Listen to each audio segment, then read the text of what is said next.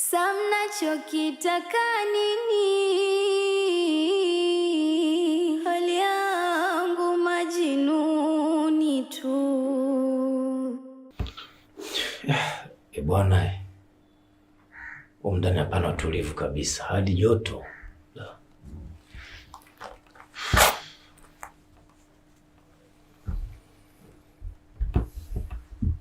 Vipi, wewe usikii joto?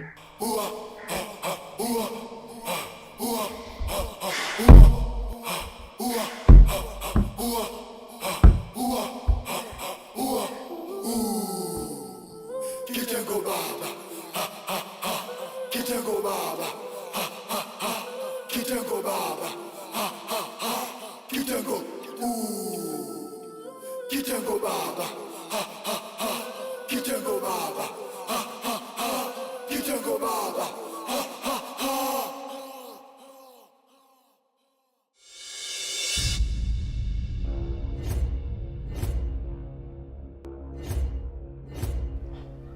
Samahani, naomba unipatie simu yako, kuna mtu nimpigie.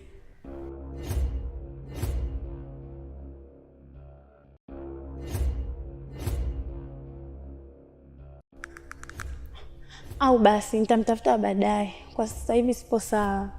Ni nani? Ni mtu tu ananisaidia mawazo.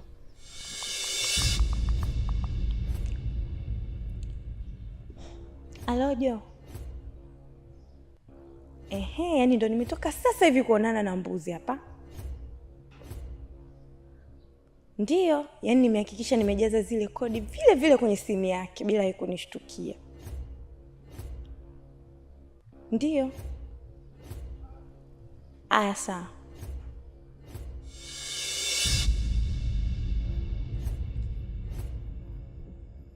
Vipi kiongozi? Mbona unashangaa, umeambiwa nini? Nimetumia ujumbe kwamba Black Ninja washafika kijijini na watatuchoma visu, lakini tunahitajika tuigize kama tumefariki. Tusionyeshe dalili yoyote ile kwamba tunaigiza, na tusionyeshe dalili yoyote kwamba tupo hai.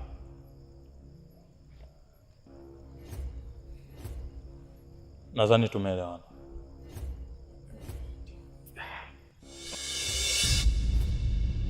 Ila kuwa makini, hakikisha jina la Dori, Nyawawa, Mama Hadija yanatendewa haki kisawasawa, ili ikifika kesho asubuhi nisikie misiba ya majina mazito na kijiji kizima kiwe na uoga wa kucheza kwenye njia za mwenyekiti.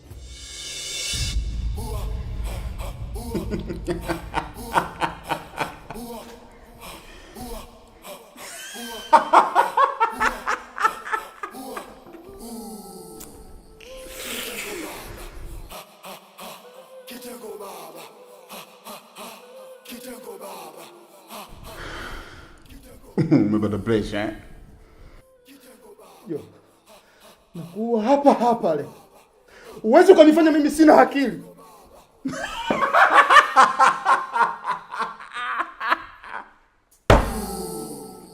Kitengo baba. Kitengo baba. Kitengo baba. Kitengo. Kitengo baba. Kitengo baba. Kitengo baba. Hapo vipi mwenyekiti?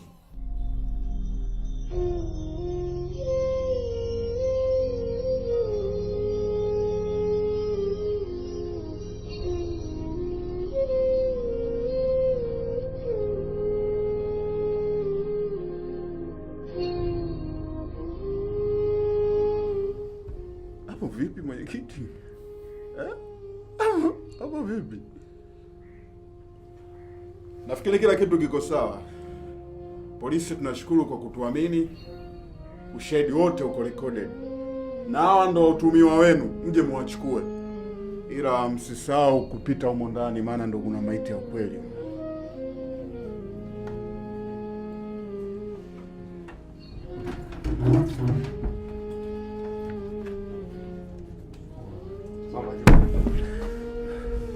Mama kaa chini kwanza. Tulia.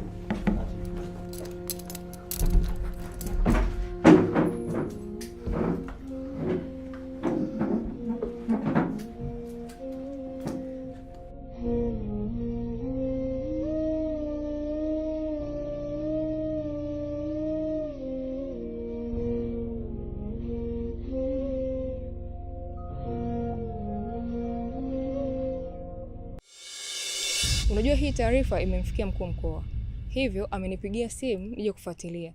Je, haya ndio mashamba ambayo wananchi wamepokonya kwa nguvu? Ndio mheshimiwa. Na sio hivyo tu, yani isitoshe hatujalipo fidia hata kidogo. Alafu pia kingine ameweka na ulinzi kabisa huko. Hakuna mwananchi hata mmoja ambaye anaruhusiwa kuingia huko mheshimiwa. Na ikitokea ukaonekana huko unapigwa mheshimiwa, ikiwezekana hata kuuawa na uawa huko. Aise, kwa hiyo ndio unataka kusema mwenyekiti wa kijiji amefanya yote haya? Anapora maeneo ya watu na kuyagawa kwa matajiri? Ndio. Yaani mheshimiwa mwenyekiti amekuwa ni mtu wa ajabu sana. Ana roho mbaya kupita kiasi. Na kwa cheo alichokuwa nacho na vitu anavyovifanya havifai kabisa. Yaani yeye dhuluma ndo sehemu ya maisha yake, uuaji, uonevu, yaani ndo sehemu ya maisha yake. Na hata sasa hivi tunavyoongea hapa anashikiliwa na jeshi la polisi kwa sababu ya kesi hizo hizo za uuaji na dhuluma. Sawa. Ngoja tuone tutalimaliza vipi hili. OCD, mbona mwekezaji hadi sasa hajafika? Na tumempatia taarifa muda mrefu kwamba nitakuwa hapa. Sijajua mkuu, lakini na imani tumsubiri, huenda muda sio mwingi akawasili. Itakuwa anatoka mbali, maana pia sio mwenyeji kabisa wa hichi kijiji. Naelewa mheshimiwa. Hatuwezi kuangusha. Sisi tuko sawa. Samani, nimefika eneo la tukio. Nitakurudia baada ya kumaliza. Okay. Shukran. Mbona umechelewa sana bwana mkubwa? Wakati nimekupa taarifa mapema kwamba nitakuwa hapa. Kwanza naombe radhi mheshimiwa DC. Na jiografia ninapoishi na huku kidogo ni mbali. Na kama unavyojua mimi ni mwekezaji na huwa na wenzangu ambao nafanya nao kazi za uwekezaji. Kwa taarifa yako nzito ni lazima niwashirikishe. Na vile vile nilivyoingia kwenye hichi kijiji, niliona moja kwa moja ngoja niende kwenye ofisi ya mwenyekiti wa kijiji. Maana yeye ndo mwenyeji wangu ili nijue nimeitiwa nini na ikiwezekana niambatane naye kuja hapa. Sikia wewe, umeniita DC kwa cheo changu, lakini inaonekana haujui maana yake. Mimi ni kiongozi mkuu wa serikali na mwakilishi wa rais katika wilaya. Nimeteuliwa na rais ili kusimamia utawala, usalama na utekelezaji wa miradi ya maendeleo. Sasa unaponiambia unampitia mwenyekiti, ina maana unadharau wito wangu mimi? Hapana mheshimiwa. Wito wako ni mzito. Ni lazima upate kigugumizi. Naelewa kama wewe ni mwenyekiti wa kamati ya ulinzi na usalama katika wilaya yetu. Kwa hiyo unapopata simu yako ni lazima kidogo ujipange kuja kuonana na wewe mheshimiwa. Kwa hilo naomba nirudie tena, naomba radhi. Kwanza tuambie, kile kiwanda kinashughulika na nini? Kile kiwanda bado hakijaanza kazi. Kipo kwenye matengenezo. Na wakati wa kuzinduliwa ukifika, taarifa zitafika ofisini kwa taratibu zote za kisheria. Mna uhakika kijaanza kufanya kazi? Mbona tumefika pale tumekuta mmeshaanza kuzalisha vinywaji? Tena vinywaji vyenyewe ni chapa za watu. Yaani kiwanda kimoja kinazalisha karibu vinywaji vya makampuni yote Tanzania. Kwa hilo sina uhakika nalo. Labda mafundi wapo kwenye majaribio. Mimi ni mwekezaji, siwezi kufanya kitu kama hicho. Na zile mamilioni za nembo za makampuni ya watu ni za nini? Ina maana hiki kiwanda ni kwa ajili ya kuuza vitu bandia? Hapana mheshimiwa. Mimi ni mfanyabiashara na mwekezaji mkubwa sana hapa nchini. Siwezi kufanya kitu kama hicho. Naelewa taratibu ya nembo ya mtu, chapa ya mtu. Na kama watakuwa wanafanya hivyo, nitafukuza mmoja mmoja wote. Ila kwa sasa siwezi kuliongelea hilo kwa sababu hata muda kukabidhiwa kiwanda bado. Ina maana siwezi kuliongelea hilo mheshimiwa. Kwa hilo siwezi kuungana nalo. Wewe ni muongo. Habari za huu mradi zimetufikia. Na kabla ya kufika hapa tumefanya uchunguzi. Hivyo, baada ya kuangalia kiwanda chako, nimekuja kuangalia maeneo ambayo umechukua kwa nguvu kwa ajili ya huu mradi wako. Sasa, ni utaratibu gani unaotumia kudhulumu mashamba ya wanakijiji? Hivi kwa nini mnafanyia hivi wananchi? Na kama wewe ni mwekezaji mkubwa, si unajua sheria za umiliki wa ardhi? Siwezi kufanya hivyo. Na ndio maana nitaka kuja na mwenyekiti hapa. Maana yeye ndiye atakuwa ameufanya huu mchezo. Nilimpa fedha za kulipa fidia wananchi wote. Na kama kufanya ameyafanya yeye. Hivi unavyoniona, nilikuwa nikitoka hapa nende nikamfungulia kesi. Mheshimiwa, sisi wawekezaji, lengo letu ni kusaidia serikali kuondoa hii chachu ya ajira. Nimekuja kuwekeza. Yaani kiwanda hata kwako ni fahari kwa sababu kipo kwenye wilaya yako. Utaratibu unajulikana bwana mkubwa. Na huyo mtu unayemzungumzia ameshakamatwa kwa sababu ya michezo ya udanganyifu. Sasa ndugu zangu, sina cha ziada. Nimekuja kwa uwazi na mmeshuhudia majibu ya mwekezaji yanavyopandana. Kwa hiyo naondoka naye, mengine ataongea kituoni. OCD, tuondoke naye huyu. Okay, sawa.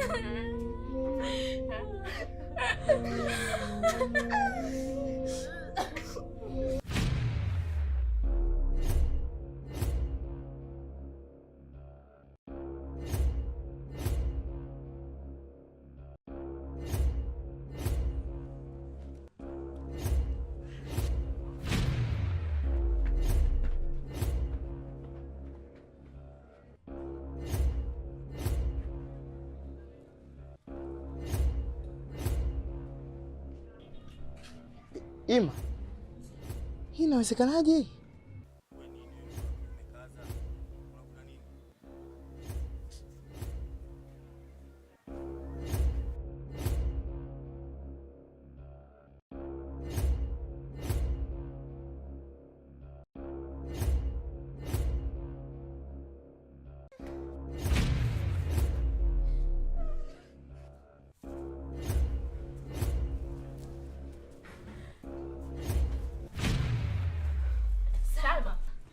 Usogea kwanza.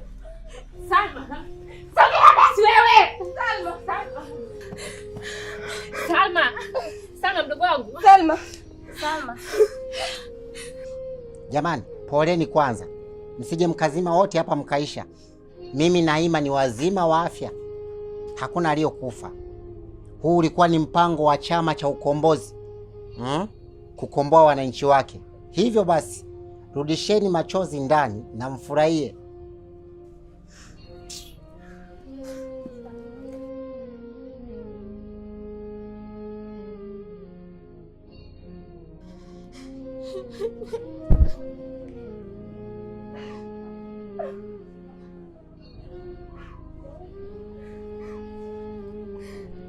Ima, usirudi kufanya hivi jamani. Tena kwa pressure mimi.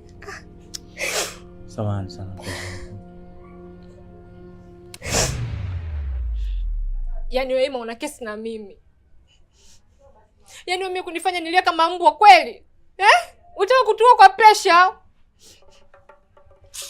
Hebu njoo mpepea mwenzio asijakafa kweli. Sawa. Sawa. Salma. Salma. Mweke vizuri sasa watu wameataka wewe yani. Unaona pazia.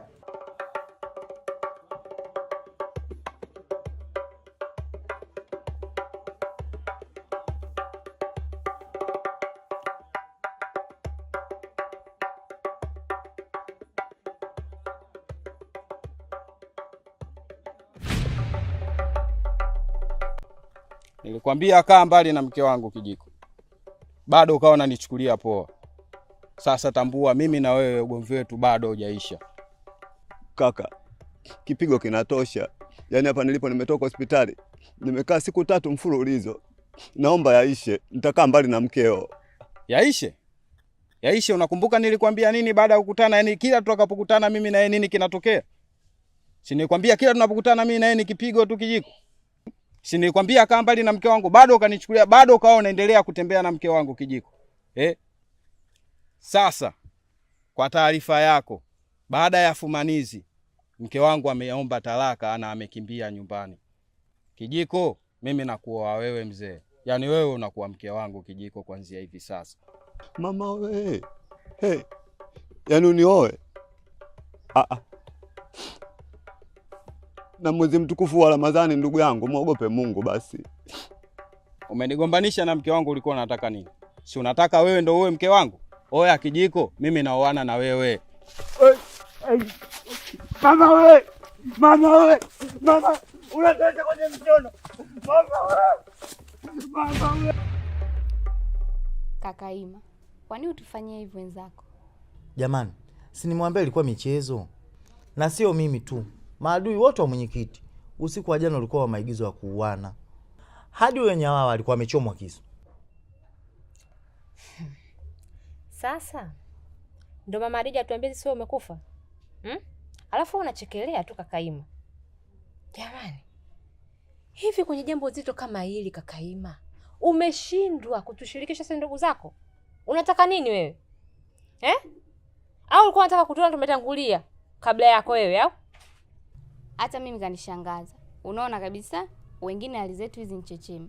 Wewe tena unataka utuongeze pressure. Unataka tufe. Jamani, mbona povu linatoka hivyo?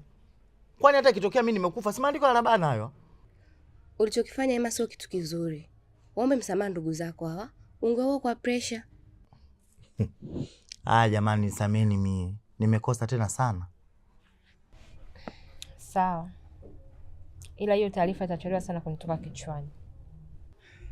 Jamani, ni jambo zuri familia kusameheana. Lakini mimi pia na dukuduku langu moyoni. Lipi hilo? Msemo kweli mpenzi wa Mungu. Mimi siko tayari kuishi bila Salma jamani. Yaani kwamba unamaanisha nini Baruti? Naombeni mnisamehe kwa yote niliyowafanyia. Ili nibaki na Salma. Nisikilize Baruti. Yaani mimi kwa upande wangu siwezi kumruhusu mdogo wangu aende tena kuishi maisha ya mateso pale kwenu kama mwanzo. Yaani hata kama kaka yangu angekuwa amekufa kweli, mimi mwenyewe kwa upande wangu yani ningepambana jinsi ninavyoweza ningemlea huyu, ila siwezi kuruhusu. Nikwambie tu ukweli yani. Siwezi. Jojo, huyu sana mnaweza kama mnamsukuma tu kwa mawazo, lakini akili yake yote ipo kwa Baruti. Na itatokea siku atakuja kutoroka hapa. Na kingine jamani, samahani kama nitakuwa nawaingilia. Ila ukweli ni kwamba huyu Salma anamhitaji sana Baruti kwa kipindi hichi cha ujauzito. Na kizuri zaidi, mwenyewe anamtaka mtu wake kwa upendo tu. Dishani, taratibu mama. Tena nenda taratibu. Bado hujaolewa na kaka Ima wewe. Kwa hiyo usituamulie sana kwenye maisha yetu. Jojo, hebu nisikilize. Na naongea kama mkubwa sasa. Mimi kwa upande wangu nimemsamehe Baruti tena kwa moyo mmoja. Na namruhusu binafsi aondoke na Salma wake. Kwa sababu ni mara nyingi sana amekuwa ni mtu wa kujitoa katika familia hii. Na sio kwa Salma peke yake. Mara ya mwisho usiku wa jana tu, mmemwona jinsi alivyokuwa akinihangaikia. Kwa hiyo sioni sababu ya kumkazia sana. Ikiwa mwenyewe ameonyesha nia ya kutaka kusamehewa, jamani, kuomba msamaha ni moja. Ila kuonyesha nia ya kutaka kusamehewa ni jambo lingine kabisa. Hivyo jamani, naombeni tu tumsamehe. Au Salma unasemaje?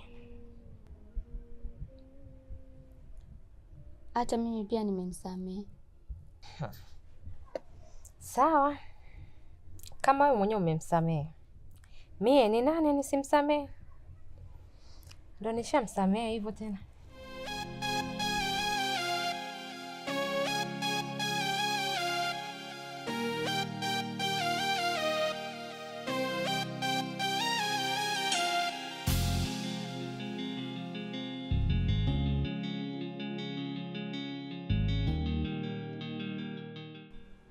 Sikutarajia kama ungeweza kuyafanya yote haya.